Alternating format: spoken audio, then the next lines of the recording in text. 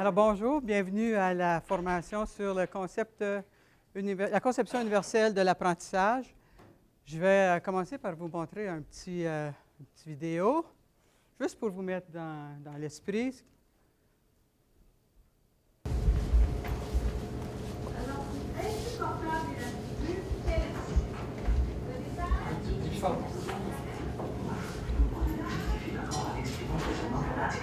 Le peuple est ici, pourquoi pas voyager, je sais pas, en Gaspésie? Ah, pas encore eux autres. Vous pensez qu'on vous voit pas? Sortez de là, vous dérangez tout le monde qui vous empêchez d'enseigner. Connaissez-vous les pédagogrammes? Allez, sortez de la classe! Les gérants d'estrade qui prétendent mieux connaître le métier d'enseignant que les enseignants eux-mêmes. Nos enseignants savent ce qu'ils ont à faire et comment le faire. Laissons-les enseigner. Bon, ben là, les Birkenstock de la madame, là, dehors! Je ne sais pas si vous avez vu cette annonce publicitaire-là. J'ai vu ça cet automne. Et puis, je me suis dit, ça se peut-tu que je sois rendue une pédagocrate? Après ça, j'ai dit non, c'est pas ça parce que les formations qu'on veut faire avec vous, c'est pas pour vous imposer des nouvelles façons de faire, c'est pas pour vous dire quoi faire, mais c'est pour vous faire des petites suggestions, pour vous exposer à des nouvelles façons de faire. Le prof va toujours rester l'expert dans sa salle de classe. Alors, inquiétez-vous pas de ça. Je vais me présenter. Il y en a qui me connaissent. Ceux qui me connaissent, vous savez que je suis Suzanne Legault. Je suis travailleuse sociale de formation, mais j'ai un petit 29 ans d'expérience dans l'enseignement. Puis, vous pensiez que j'avais pris ma retraite, peut-être. Moi aussi. Mais je suis revenue à l'automne à Innovacité. Mon titre, c'est consultante en virage. Mes enfants se demandent bien qu'est-ce que je vire. Ils savent que je suis revirée sur le top, mais en tout cas. Qu'est-ce qui fait que je peux vous donner une petite formation aujourd'hui sur la conception universelle de l'apprentissage? C'est que vous savez que le gouvernement de l'Ontario est très, très ouvert à l'accessibilité. On a des mandats à la province. Là, vous avez fait d'ailleurs des petites formations en ligne sur l'accessibilité. Bien là, ça continue. Puis le ministère a mandaté, a fait venir des formateurs du groupe CAST. C'est un groupe américain qui donne de la formation sur la conception universelle de l'apprentissage. En anglais, ils appellent ça Universal Design for Learning, UDL. Et ils ont fait venir à Toronto, puis ils ont invité des professeurs des différents collèges. Alors, on s'est retrouvés à l'automne avec des collègues des autres collèges. Puis on a fait une formation de 2 jours. Donc, Philippe et moi, on a fait cette formation-là et je fais juste vous transmettre l'information qu'on a eue. Donc, je ne prétends pas être l'experte, mais on va quand même partager certaines informations. Alors, je vous présente mon collaborateur, Philippe Dunac, qui va se présenter. Donc, je pense qu'on se connaît tous. Mon nom, c'est Philippe Dunac, je travaille à l'université. Je suis aussi, pour les gens qui ne le savaient pas, j'ai enseigné longtemps dans le programme de photographie. Et présentement aussi, j'ai des heures à temps partiel comme enseignant, donc je vous laisse savoir. Donc évidemment, on a fait cette formation-là ensemble. Je suis maintenant certifié CAST, mais en réalité, on a été exposé beaucoup à c'est quoi le design universel. Puis c'est ça qu'on va essayer de partager avec vous aujourd'hui. Donc, je pense que en gros, le but de la présentation, c'est de vous faire voir de quelle façon peut-être vous voulez l'appliquer dans vos cours, ou même juste de bien apprécier c'est quoi, pour ensuite, peut-être à la 2e heure, puis je ne veux pas enlever ton autre diapo, là, mais peut-être créer des choses avec vous. Donc, ça, c'est moi. Je travaille vraiment à Innovacité. Puis la plupart de vous, c'est là que vous m'avez vu. Donc, ça, c'est moi. L'autre image qu'on voulait vous montrer, puis ça, je pense que ça s'applique à toutes les formations, puis où est-ce qu'on est présentement au collège, là, c'est qu'on est très occupé à faire plein de choses. Et on nous demande d'innover. Des fois, de prendre juste une seconde puis de regarder en arrière ou de regarder les gens qui sont ici pour vous supporter. On voit qu'il y a une couple de choses, que la solution est peut-être disponible. Il y a quelqu'un là pour peut-être vous aider avec cette solution-là. Et que si on prend quelques instants pour s'arrêter, puis des fois, je le sais, c'est ça qui est difficile, et trouver une façon d'appliquer cette nouvelle technologie-là à notre fonctionnement quotidien, on va peut-être arriver à mieux avancer dans notre travail. Mais c'est sûr qu'il y a un challenge d'arrêter, parce qu'on est souvent très, très occupé. Donc, ça, c'est peut-être moi et Suzanne ici. Peut-être pas non plus. On a peut-être l'autre personne qui est là juste pour vous donner des idées, pour vous inspirer. OK? Donc, c'est ça qu'on a commencé avec cette image. Puis, c'est une vraiment bonne chose que vous ayez eu du temps reconnu sur vos FCT, enfin, pour de la formation. J'aurais aimé ça, avoir ça dans le temps. Fait que je suis bien contente. Ça dit beaucoup, ça. Alors, voici l'objectif de notre formation. J'espère qu'à la fin des 3 heures, vous allez être capable de mettre en pratique les principes de la conception universelle de l'apprentissage. Aujourd'hui, on va s'initier aux principes de base de la conception universelle de l'apprentissage. La semaine prochaine, j'espère que vous allez développer vous-même personnellement un projet selon les principes de conception universelle. Et le 3e cours, qui va être le 17 février, on va partager ensemble ce qu'on a, ce que vous avez créé. C'est sûr que la semaine prochaine et la semaine d'après, on va vous amener quelques petits exercices aussi pour vous amener faire vivre d'autres expériences. Mais ça va être surtout ça en gros. Là, au lieu de, tu sais, on a juste 1 heure, je ne vous donnerai pas, je ne peux pas tout vous donner, qu'est-ce que c'est gros, casse, il y a plein d'affaires. Alors, j'ai choisi de vous montrer la petite vidéo qui est offerte par CAS. Fait qu'on va commencer par ça.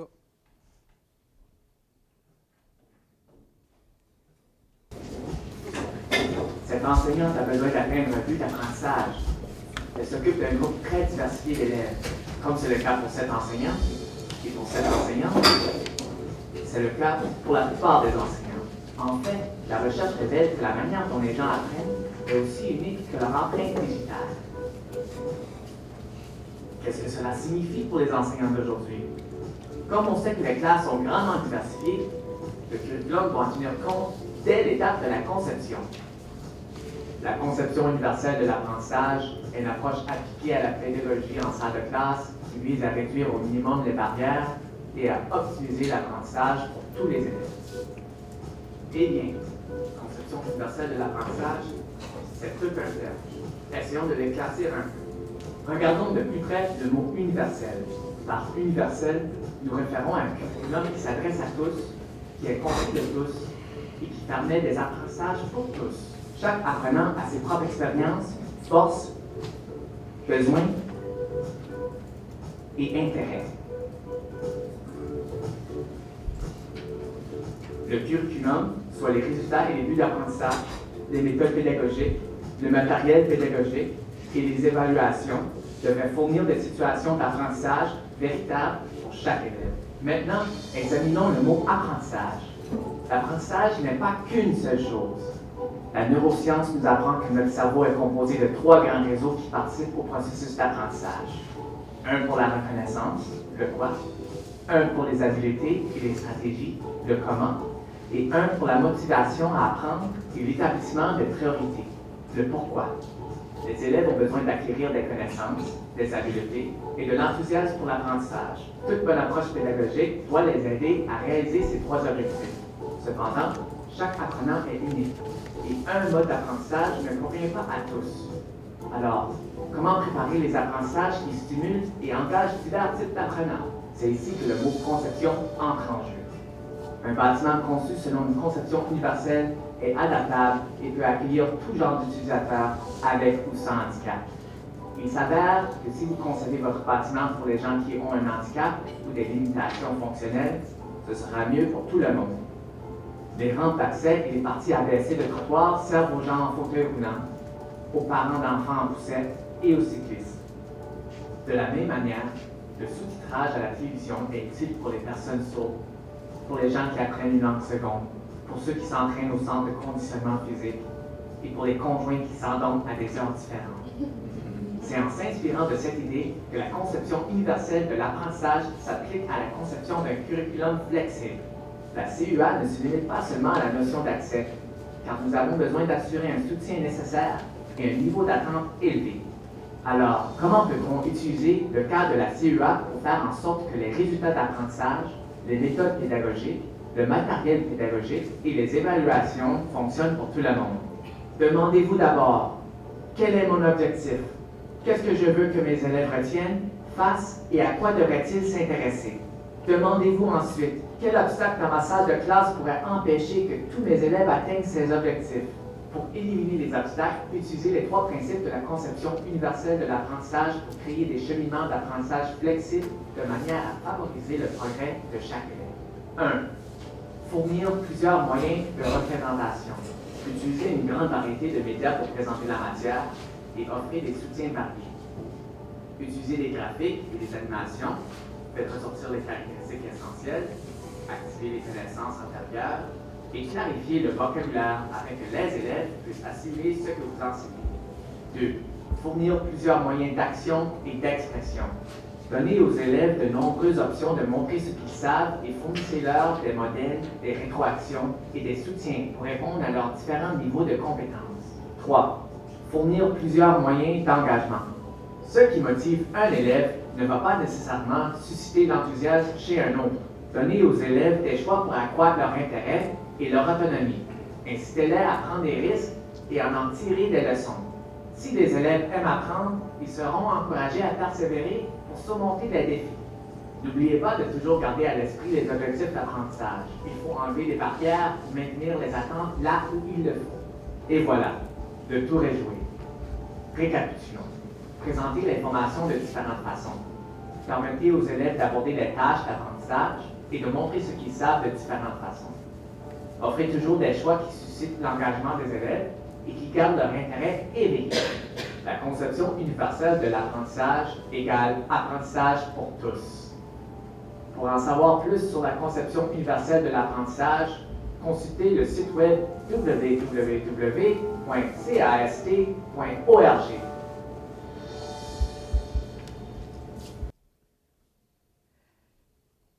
Est-ce que vous avez remarqué que la vidéo était sous-titrée? Oui. Est-ce qu'il y en a ici que ça a aidé? Ils ont regardé, ça a été... La conception universelle de rendu l'apprentissage. Depuis la seconde moitié du XXe siècle, plusieurs changements. C'est ça, YouTube. YouTube, il ne nous lâche pas.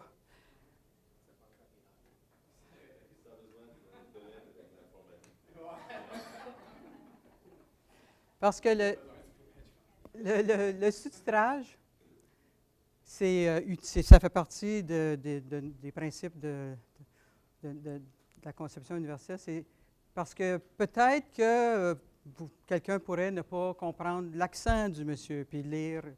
Peut-être qu'il n'entend pas bien. Ici, je pense qu'il n'y a personne qui a trouvé que c'était aidant, je ne sais pas. Ou peut-être que ça vous nuit. Il y en a qui ont trouvé que c'était distrayant. Il y a des choses qu'on ne pouvait pas lire parce que quand on conçoit nos diapositives, nos films, il faudrait peut-être penser à ça, que si on veut que ce soit sous-titré, pas mettre de l'écriture. Je pensais à ça justement, c'est que ça cachait de l'information sur la diapo. Donc si on veut aller dans cette direction-là, c'est clair, il va falloir que le design de peut-être notre contenu soit fait en sorte qu'il permette de bien voir le sous-titrage. C'est des choses que, si on n'avait pas pensé à celle-là, c'est terrible. Donc, c'est des petites choses qui vont arriver. Là. On va essayer des choses, puis probablement il va y avoir des situations où ça n'a pas super bien fonctionné. Finalement, ça n'a pas aidé personne. Ou peut-être la prochaine fois, ça va aider peut-être un 10-15% du groupe. Le sous-titrage, là, c'est pas nous qui l'avons fait. Quand on va chercher quelque chose sur YouTube, on peut, c'est là, c'est tous les documents, tout ce qu'il y a sur YouTube, c'est sous-titré. Regardez-le avant, par exemple. Parce qu'il y a des fois que c'est pas... comme j'aurais pas pu vous montrer, j'ai essayé la première vidéo, ça avait été, je sais pas qui... Ça avait été fait au son, je pense. Oui, bien c'est ça. YouTube, en arrière-scène, qu'est-ce qu'il fait? C'est qu'il sous-titre automatiquement. En anglais, ça fonctionne assez bien. En français, pas vraiment. Mais si c'est des clips que vous appartenez, vous pouvez rentrer et modifier le sous-titrage. Mais si c'est quelqu'un d'autre, on ne peut pas. Donc, qu'est-ce qui a été généré automatiquement? Il faut vivre avec. Mais si c'est nos clips, on peut le faire. Okay? Je pourrais vous sous-titrer. CC, là, ouais, closed captioning. OK, bien... je ne sais pas s'il y en a qui étaient autour il y a plusieurs années, quand on a eu l'année internationale des personnes handicapées. Ça a été une année révolutionnaire pour... c'est comme si on avait découvert, bien, regardons ça, il y a des personnes qui sont handicapées puis ont besoin d'accommodement. Là, il s'est mis à avoir toutes sortes d'accommodements, des rampes, des rampes d'accès, des toilettes plus grandes, des portes qui ouvrent tout seules, des toilettes plus... Et donc, c'était comme un réveil. C'est en 81, ça. Et puis, depuis ce temps-là, on s'est habitué, nous, à ça. On a vu, comme vous voyez, celle-là, ça a été comme rajouté à la bâtisse. Mais c'est sûr qu'on s'est aperçu que ce n'était pas juste commode pour les personnes qui ont des mobilités réduites ou qui ont des handicaps.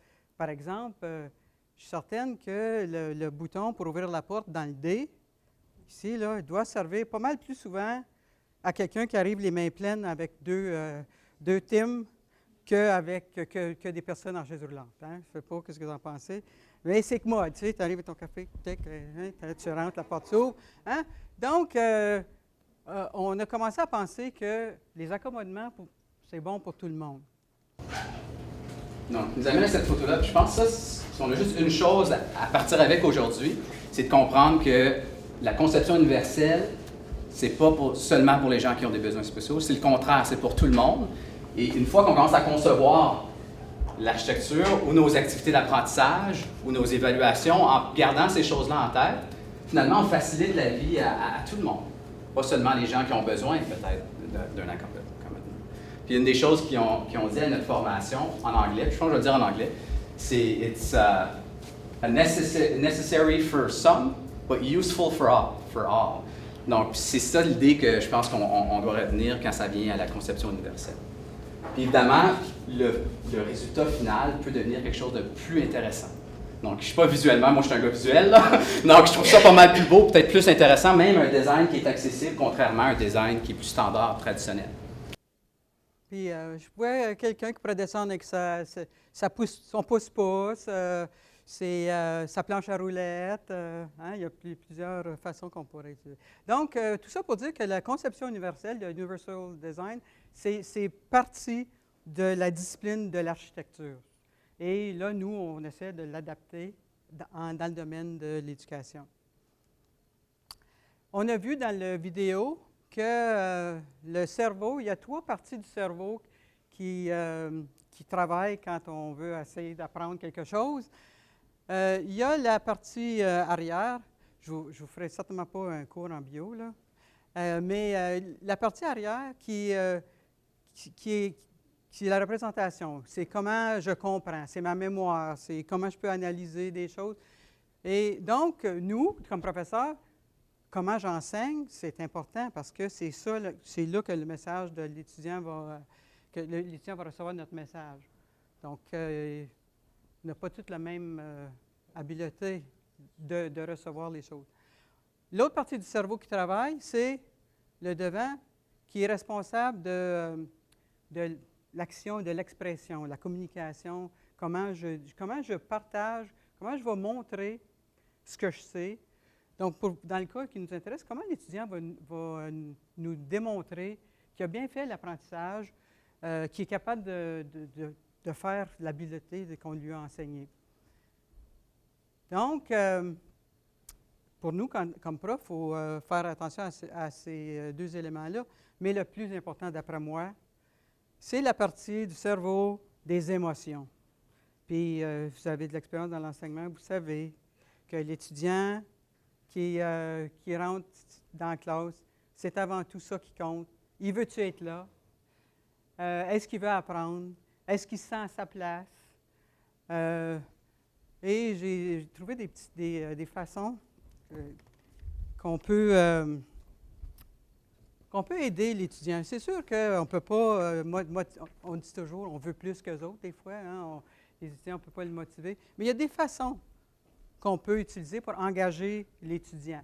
Par exemple, en utilisant un langage que l'étudiant comprend. Des fois, c'est aussi simple que ça. Des fois, l'étudiant, il ne comprend pas notre vocabulaire parce qu'on n'a peut-être pas pris le temps de l'expliquer.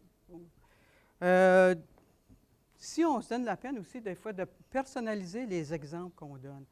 Au lieu de donner un exemple qui se passe, je ne sais pas moi, en Europe, ou bien on utilise un manuel des États-Unis, bien, pourquoi pas changer nos exemples et que ça se passe à Hawkesbury ou ça se passe dans le milieu plus proche des étudiants, pour que l'étudiant se reconnaisse dans les exemples qu'on donne. Une autre façon de motiver les étudiants, c'est en leur permettant de faire des choix.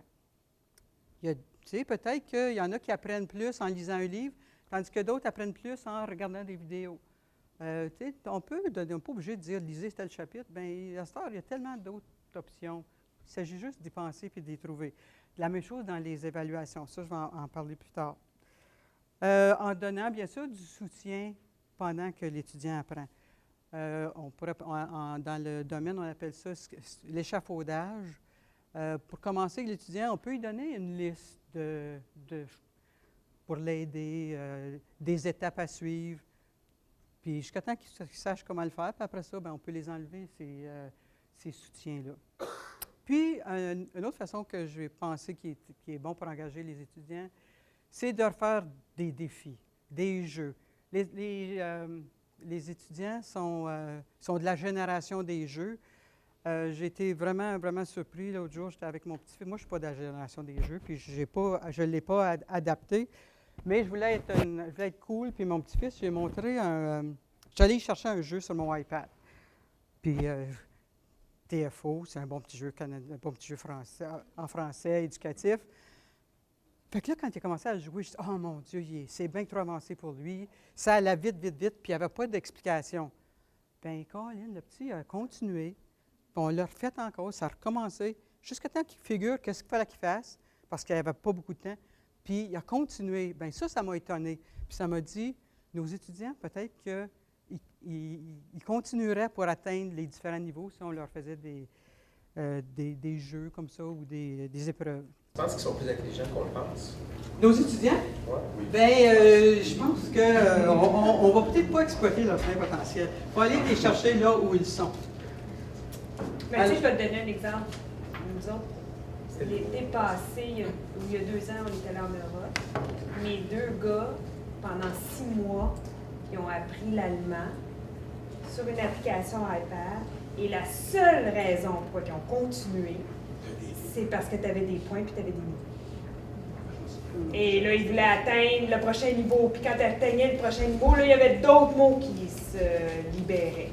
Et la seule raison pour qu'ils l'ont fait, moi, je leur ai donné un livre, je leur ai inscrit dans les cours, vraiment, la seule raison pourquoi ils ont appris de l'allemand pour être capable de fonctionner quand on va en Allemagne, ça a été parce qu'ils étaient capables d'atteindre des niveaux. C'est la personne qui a conçu puis l'échafaudage. Ouais. Fait que tu vis un succès. Tu vis un succès, là, tu travailles. Oh, t'as un autre célébration. Oh, t'as une autre célébration. Un bon exemple de ça, c'est Candy Crush. C'est quelqu'un qui joue Candy Crush. Non.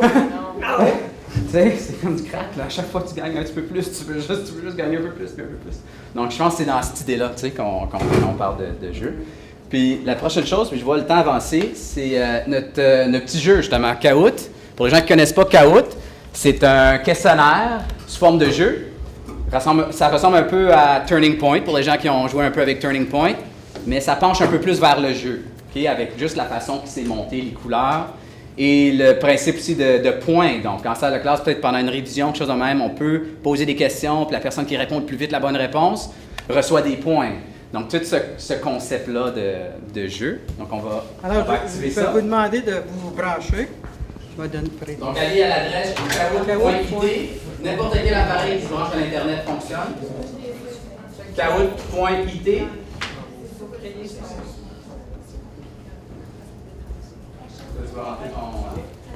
OK. Là, c'est moi qui Ouais, ton compte. J'espère que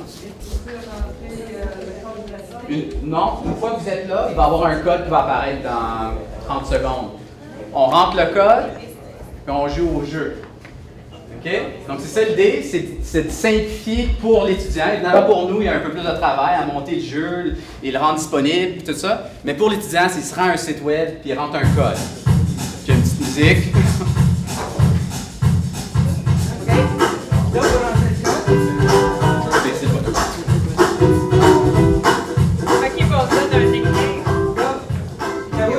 était là.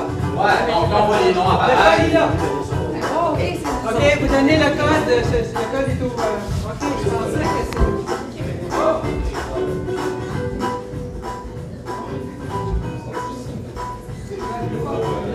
OK, pas de naughty nicknames. Ouais.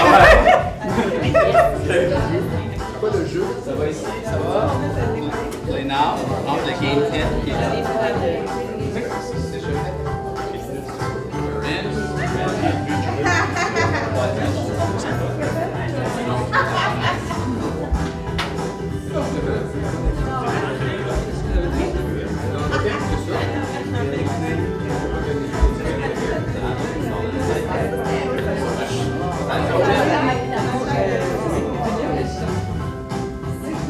Tout le monde est là? Tout le monde est là?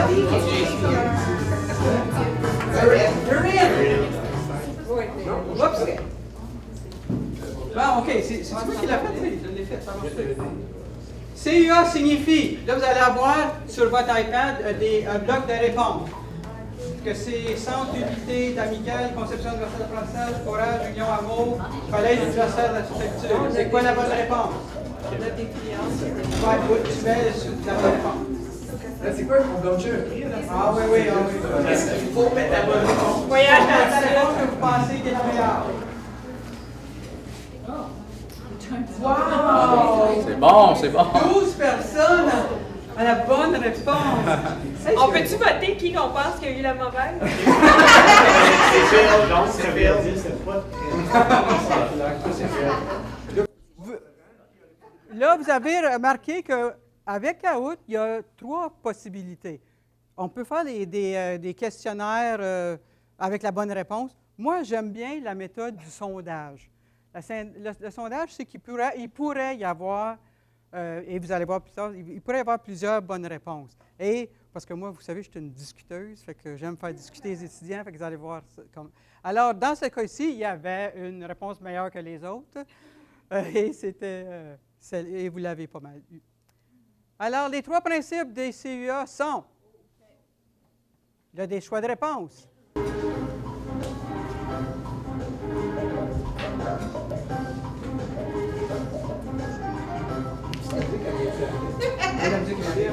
Sauf la première, c'est vrai. On saute la prochaine. Presque fini. Time up. Oui. Wow! Il y en a qui n'écoutaient pas. L'autre, c'était... Un bon pourcentage. Le bleu, c'était ma question, ma réponse piège. Moi, je pense qu'ils sont payés. C'est bon. Ah, OK. Qui peut bénéficier de la conception universelle de l'apprentissage? Ça, c'est Enseignant, étudiant, personne étudiant, et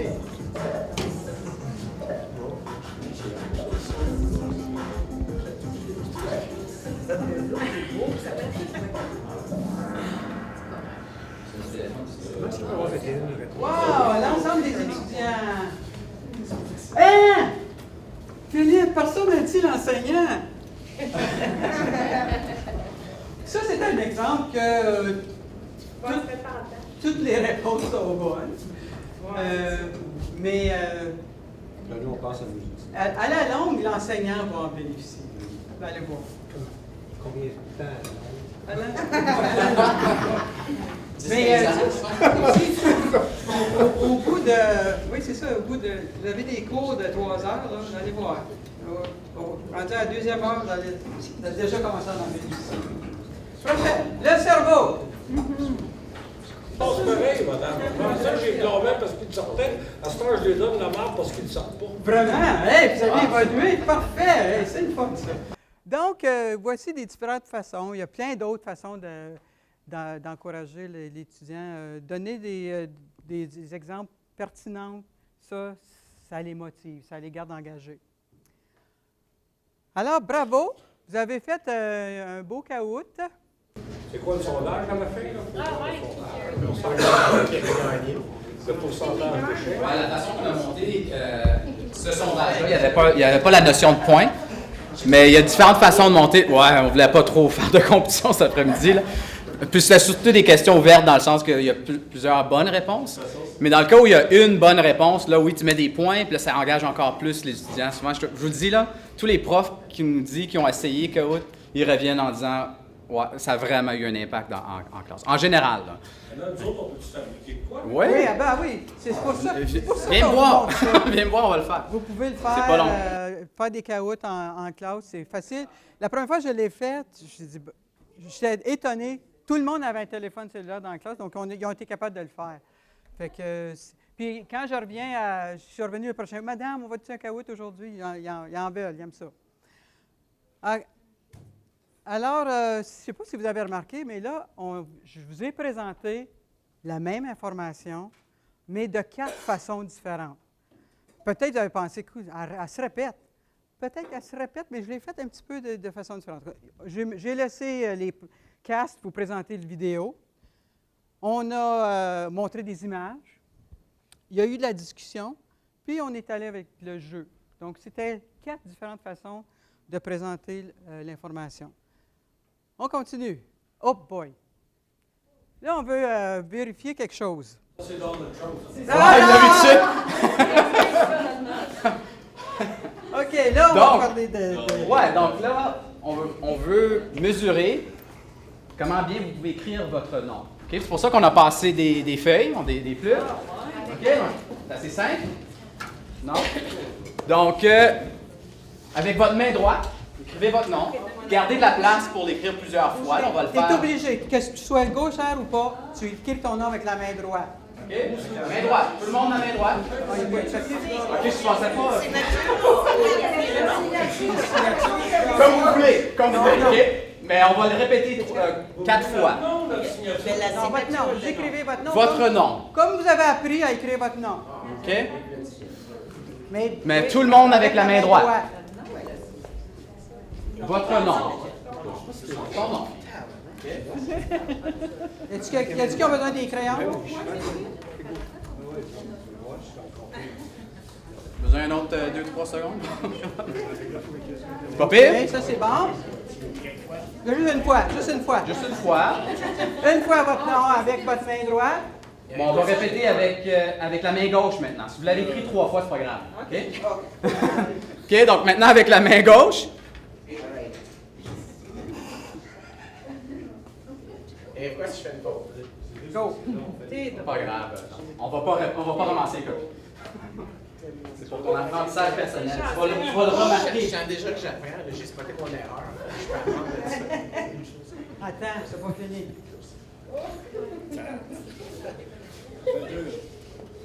OK. On va augmenter la complexité. Est-ce qu'on peut le faire en tenant le crayon ici avec le coude?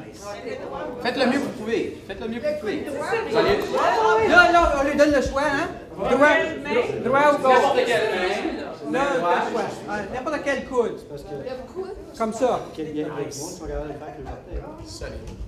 on se met à faire le orteil. Là, on était pour demander la bouche, mais le monde qui n'aime pas trop ça, mettre la plume dans la bouche, là, on fait. Mais si vous voulez faire avec la bouche ici, c'est correct, ça va juste rajouter à l'activité. OK. Oh my God. J'aime mieux que c'est meilleur que ça avec ta main, hein? Comme ça. Is it better? Just discuss something about yourself. OK. C'est bon? On a au moins les 3 différentes façons. OK, donc si je serais à ramasser les feuilles de tout le monde, OK, puis regardez juste la dernière façon que vous avez écrit votre nom, puis d'évaluer si vous connaissez votre nom. Si on est capable d'écrire, est-ce que je serais capable de bien vous évaluer?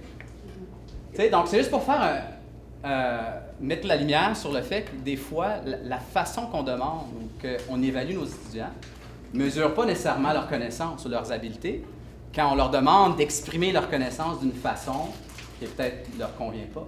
Donc, l'idée de permettre à l'étudiant de s'exprimer d'une différente façon, évidemment, ça dépend. Si on a un travail que c'est un écrit, puis si on mesurait la façon dont tu es capable de bien écrire ton nom, c'est sûr que là, oui, je pourrais peut-être t'évaluer d'une certaine façon. Mais si l'évaluation, c'est de est-ce que tu connais ton nom? Est-ce que tu sais comment écrire ton nom?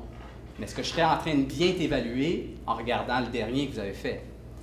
C'est ça qu'on veut mettre en lumière. Donc, je sais que c'est pas toujours facile de permettre à l'étudiant d'exprimer leurs connaissances de différentes façons, à cause que ça demande peut-être une gestion de peut-être des capsules vidéo ou permettre à quelqu'un d'écrire son texte, puis à un autre de faire une vidéo pour démontrer ses connaissances. Mais c'est pour ça qu'on voulait faire cet exercice-là. Puis quand on l'a fait, nous autres, ça nous avait vraiment frappé, parce que justement, on sait très bien écrire notre nom. Depuis qu'on a 5-6 ans, on écrit notre nom. Mais on me demande de l'exprimer d'une façon qui ne me convient pas. OK? Donc, c'est l'étudiant qui comprend. Ça dépend. Mettons, ça dépend qu'est-ce que tu évalues. J'ai une question à développement. Oui. OK? Vas-y. Il n'est pas capable d'expliquer, à le développer, à l'écrire. OK? Oui. Il est capable de me faire un dessin. Oui. Pourquoi? Parce que le dessin, il se rappelle tout de bien dans sa tête. Il a déjà vu le dessin, puis il sait que c'est quoi. Il comprend-tu ou s'il ne comprend pas? Il est capable d'exprimer le dessin. Dans ce cas spécifique-là, peut-être pas. Peut-être qu'il s'est rappelé du dessin. Mais dans le même cas, peut-être on demande, OK, si on n'est pas capable d'écrire un texte de 500 mots, est-ce qu'on peut faire une vidéo de 5 minutes de l'étudiant qui explique le concept? Ou une évaluation pratique, comme M. dit en arrière, où, OK, écris-les pas, mais on va le faire ensemble. Fais l'exercice, puis je vais mesurer si tu es capable de le faire. Donc, dans beaucoup de cas, vous le faites déjà. C'est pas ça qu'on essaie de dire. C'est qu'il y a certains cas, des fois, on ne donne pas la chance à l'étudiant de peut-être exprimer ses connaissances de la meilleure façon.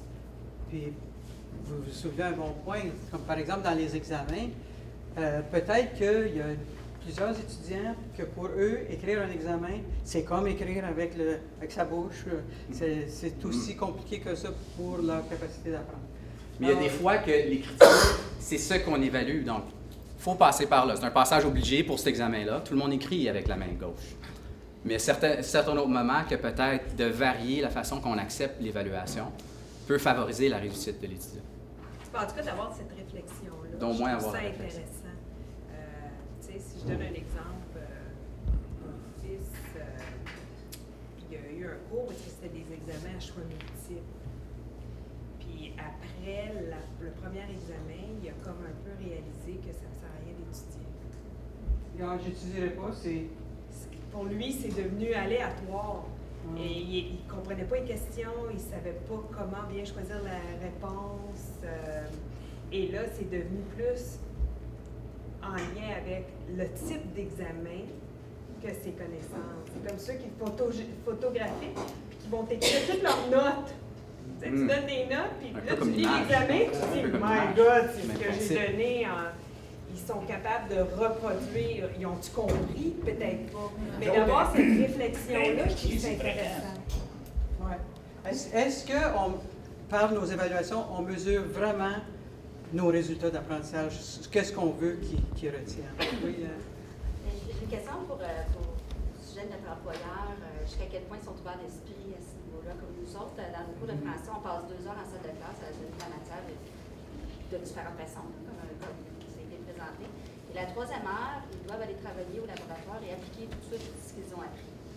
Et d'année en année, j'ai des étudiants qui me disent, Madame, moi, je ne suis pas capable de me concentrer quand j'ai plein de monde autour de moi. On est pris dans le laboratoire, il n'y a pas de fenêtre. Il faut que je l'applique tout de suite. Je peux-tu faire le travail chez moi? Au début, j'appliquais les règles à la lettre. Puis plus ça va, plus je suis flexible. Puis je leur dis, écoutez, moi, je vais être là pour vous appuyer. Si vous avez des questions, je suis là pour répondre à vos questions. Je fais mon travail. Mais si vous préférez faire de chez vous puis m'envoyer un courriel, bien, faites-le. Mais je ne sais pas, je le dis haut et fort, là. Il y en a peut-être qui vont se douler. Je ne sais pas ce que mon employeur penserait de ça parce que, en principe, le disait est passé 3 heures en salle de classe avec moi. Mais c'est si tu vérifies. Si tu vérifies qu'est-ce que tu as enseigné, puis si tu dis que l'étudiant te démontre qu'il a bien... Il ne perd pas mieux quand il est beau, là. Puis oui, moi, en tout cas, moi, certainement, j'ai pas de problème avec ça. Bien, c'est parce que là, tu as un camp théorique. Fait que là, tu peux dire... moi, je le fais parce que c'est en lien avec la conception universelle. Non, mais il y a une raison pourquoi tu le fais qui est dans le meilleur intérêt de l'étudiant et donc, éventuellement, du marché du travail. Ça te donne un cadre. Alors, oui, je veux vous donner des exemples, là, oui. Mais moi, c'est juste parce qu'en classe actuellement, je vais pouvoir mettre à l'épreuve cette conception universelle de l'apprentissage. J'ai 2 jeunes femmes qui sont malentendantes et j'ai 2 interprètes en classe quand j'enseigne. Et on sait très bien que le transfert par le langage des signes n'est pas évident. Alors moi, je questionne, comme pour quelqu'un qui est entendant, avec un examen, et je vois bien que ces gens-là ont toujours la difficulté à réussir. Parce qu'apparemment, quand tu signes, la façon dont le langage fonctionne pour eux et qu'ils lisent quelque chose qui est complètement écrit, ça devient très difficile. Et je me demande qu'est-ce que je devrais mettre en place pour pouvoir aider ces gens-là. Parce qu'on parle justement spécialement avec un handicap comme celui-là, une limitation comme celle-là, qu'est-ce qu'il va falloir faire pour pouvoir être attentive aussi à ces gens-là? Moi, je pense qu'il faut être un petit peu plus créatif dans nos façons de vérifier si l'étudiant maîtrise la matière. Je vais vous donner des exemples. Par exemple, tout le monde a déjà joué à tic-tac-toe. Ici, en haut, il y a les 3 résultats d'apprentissage de ce cours-là. C'est un cours que j'ai inventé en psycho. On veut que l'étudiant soit capable d'identifier les différents troubles de santé mentale. On veut qu'ils soient capables d'adapter leur approche en fonction du client, puis on veut qu'ils soient capables d'élaborer un plan d'intervention avec le client. J'ai besoin de savoir s'il est capable de faire ça.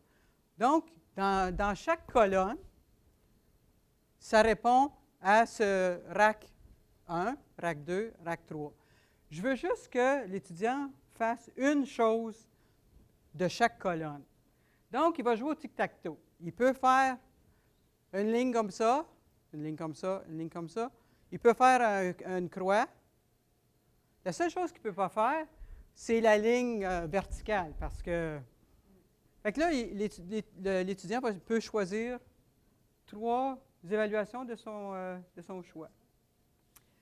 La raison que je les ai placées comme ça, vous remarquez, il ne pourra pas faire ça parce que je ne veux pas qu'il fasse 2 questionnaires. Parce que je veux quand même que l'étudiant sorte de sa zone de confort. Il ne pourra pas visionner 2 films. Alors, là, je sais, vous allez me dire, es-tu malade? Là? Ça veut dire que pour avoir 3 évaluations, il faut que j'en crée 9. Ben oui, c'est ça que ça veut dire, mais... mais vous n'êtes pas obligé de le faire tout de suite pour la semaine prochaine ou pour le prochain semestre. Faites-en, l'année prochaine, donnez un choix. L'année d'après, donnez un choix de plus. Je vais vous donner un autre modèle. Là, je suis assez contente d'avoir mes collègues de cuisine. J'ai fait un menu. Là, encore, je ne les ai pas écrits, mais j'ai les mêmes racks, un après l'autre. Je veux que tout le monde là, fasse le menu principal, là, le plat principal, tout le monde le fait. Mais, dans les amuse-gueules, ils ont le choix. Dans les desserts, ils ont le choix.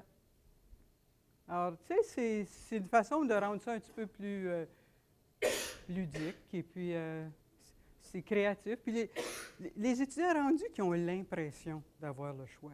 Vous autres, vous avez toujours le gros bout du bâton. C'est vous qui déterminez qu'est-ce que vous voulez que l'étudiant fasse. Alors, ça, c'est un autre exemple. Je peux-tu dire quelque chose en lien avec le commentaire de Nicole? Oui. Je trouve ça intéressant, Nicole, ce que tu dis, parce que l'affaire avec la conception universelle, c'est que si tu présentes une partie de la matière, par exemple, différemment, pour essayer de... c'est que tu ne rejoindras pas juste ces 2 étudiants-là. Il y en a peut-être d'autres qui n'ont pas été identifiés. Il y en a peut-être d'autres qui ne sont pas auditifs. Il y en a peut-être d'autres qui ont de la misère quand... fait qu'en changeant quelque chose, tu ne vas pas juste faciliter probablement leur réussite à ces 2-là. Par la bande, tu vas faciliter la réussite d'un autre pourcentage de tes étudiants qui n'ont pas de diagnostic nécessairement. Parce que c'est ça, les clips vidéo, moi, c'est ça hier soir, là, tu sais, je pensais monter une vidéo. Il fallait que la dame signe tout ce qui s'y allait dans la vidéo, à la vitesse que ça allait. Ces filles-là ne pouvaient pas regarder celle qui signe, évidemment, elles devaient choisir. Et j'ai vu, bon, ça ne marche pas. Alors là, ça veut dire aussi que tous les autres étudiants dans la classe n'auront pas de bénéfice de ce vidéoclip, parce qu'en orientant l'enseignement vers 1 ou 2 personnes. Bien, c'est ça. Alors là, c'est ça, on doit faire des choix, mais il faut être le plus inclusif possible aussi là-dedans. Et c'est possible, parce que je les ai vus que quand ils ont vu qu'il y avait une vidéo, ils m'ont regardé en me disant, oui, mais il n'était pas sous-titré? Il n'était pas sous-titré? Il n'y avait pas de sous-titres. Ah, c'est ça. C'est juste ça que tu as à faire. Sous-titré. C'est juste ça, mais quand tu les as, non, mais je sais sais. pas les sous-titres. OK. Mais quand vous créez des capsules vidéo, quand vous travaillez avec monsieur Sylvain... Mais ça, c'était une portion d'émission. Oui, oui, vraiment, c'est un gros défi. Là, toi, tu es en... intéressant, c'est d'être plus peut-être dans ce système-là pour voir à un moment donné, puis ça va faire tout le monde. Même l'inverse, on dit tout le temps que la vidéo, c'est toujours la meilleure façon de présenter un contenu, ou c'est très, très facile de présenter un contenu sur une vidéo, mais peut-être dans ce cas-là, c'est d'avoir un document qui explique peut-être le concept que la personne peut lire, ou c'est de varier. Aussitôt qu'on a plus qu'une façon de présenter un contenu, en partant, ça rentre très bien dans la conception universelle. C'est-à-dire qu'au moins deux.